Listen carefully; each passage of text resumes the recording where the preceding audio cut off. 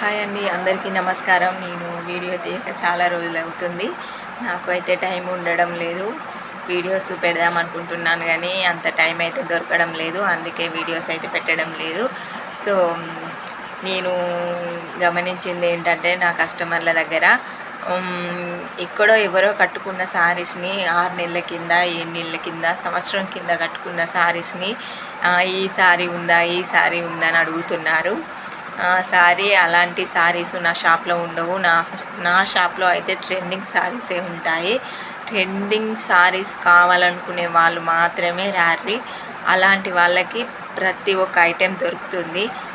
ఇప్పుడు జమాన్లా 2 సంవత్సరాల కింద, 3 సంవత్సరాల కింద ఎవరో కట్టుకున్న చీరను చూసి మీరు అడుగుతున్నారు. ఎవరో కట్టుకున్న చీరను చూసి మీరు అడుగుతున్నారు కదా, అందులో గొప్ప ఏముందండి?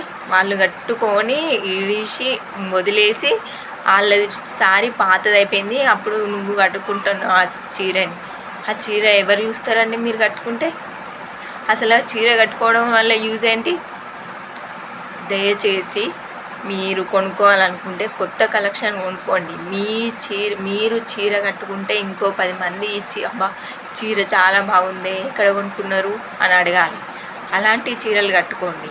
మీరు ఫేమస్ అవుతారు. మీరు ఎంతో డబ్బు పెట్టి కొనుక్కుంటున్నారు. ఆ డబ్బుకు వాల్యూ ఉంటుంది. మీరు ఆల్రెడీ కట్టి వాళ్ళెవ్వలో వాళ్ళ పాతగా అయిపోతుంది ఆల్రెడీ. అబ్బాయి మీరు కట్టుకున్నాక వాళ్ళు ఏమనుకుంటారండి? ఆ చీరని చూసి ఆ చీరని నేను 2 సంవత్సరాల కిందనే కట్టుకున్నా, అందులో కొత్త ఏముంది అంటారా అనరా? సో కొత్తగా ట్రై చేయండి. ట్రై చేసిన అది సంథింగ్ స్పెషల్గా ఉండాలి. వాళ్ళు చేసింది వీళ్ళు చేసింది మీరు చేయకండి. మీరు చేస్తే కొత్త ఏముంటుంది? ఏముండదు కదా. సో శారీస్ కూడా కొత్త శారీసే కట్టుకోండి.